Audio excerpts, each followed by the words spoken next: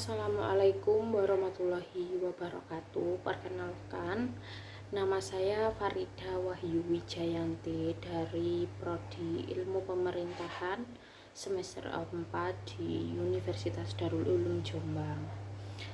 Pada kali ini saya akan membahas tentang Virborju pada pandangan baru tentang politik, terutama pandangan kritis.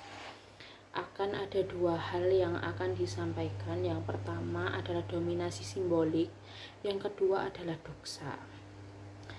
Virborju merupakan seorang filsuf yang berasal dari Perancis. Beliau lahir pada tanggal 1 Agustus 1930 dan terkenal terutama dalam kajiannya tentang cultural studies. Dan meskipun Virborju itu terkenal hal tersebut, tapi memiliki fokus utamanya pada filsafat sosial. Di sini dominasi simbolik adalah penindasan yang dilakukan memakai simbol-simbol secara sadar maupun tidak sadar.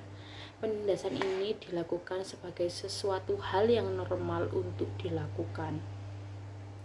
Artinya pihak yang ditindas sendiri tidak merasa tertindas.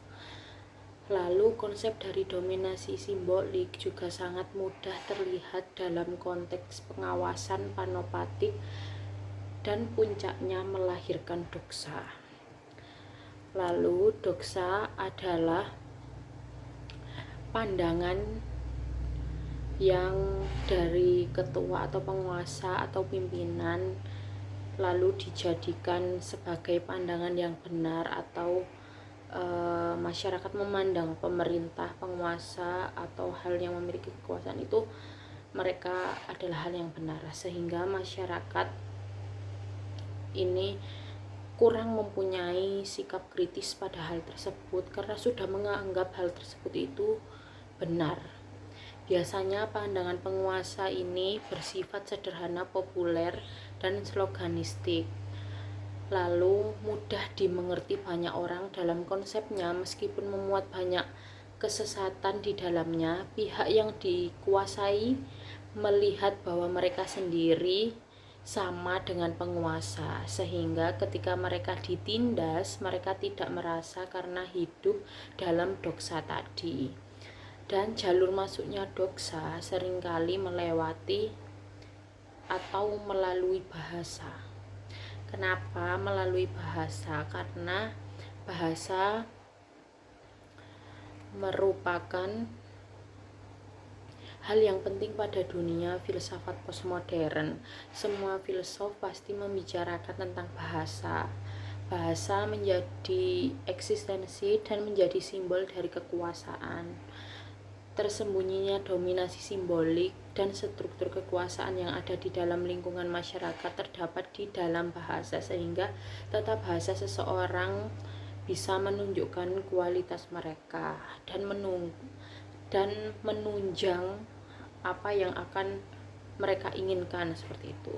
Contoh dominasi simbolik ada di luar pemerintahan, yaitu saat pasangan atau istri tidak dapat membela dirinya walaupun telah dirugikan oleh pasangannya atau suaminya, karena dia secara tidak sadar telah menerima statusnya sebagai orang yang tertindas. Lalu konsep dominasi simbolik, yaitu penindasan simbolik, juga dapat dengan mudah dilihat dalam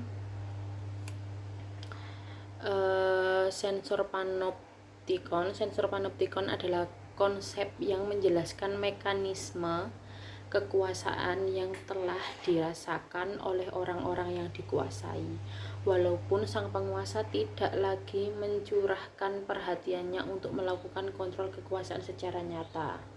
Dan pada dasarnya dominasi politik dan doksa sering terjadi ketika kekuasaan yang dijalankan dan dipertahankan dengan cara-cara yang kurang jelas atau tidak terbuka, dan ketika keyakinan yang menguntungkan kepentingan tertentu dianggap sebagai sesuatu hal yang biasa dan tidak dipertanyakan atau acuh terhadap hal tersebut. Contohnya pada media massa, mereka memiliki peran penting dalam membentuk opini publik. Mengapa? Karena dominasi politik terjadi ketika media massa tersebut dikendalikan atau dimanipulasi oleh pihak-pihak yang berkuasa untuk mengaruhi pandangan masyarakat terhadap sesuatu atau isu-isu dari tokoh politik tersebut. Narasi-narasi yang terus-menerus disampaikan oleh media tersebut yang menguatkan keyakinan agar menguntungkan kepentingan tertentu yang tadi disampaikan oleh media massa tersebut.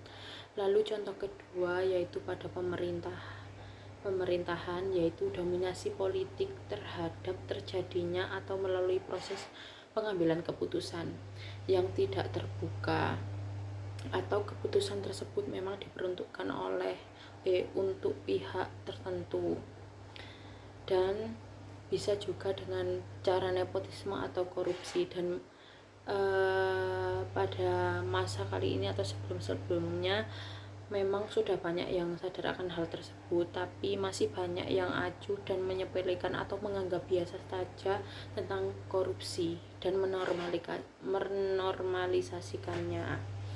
Jadi itu tadi sedikit pembahasan tentang hal yang saya sampaikan.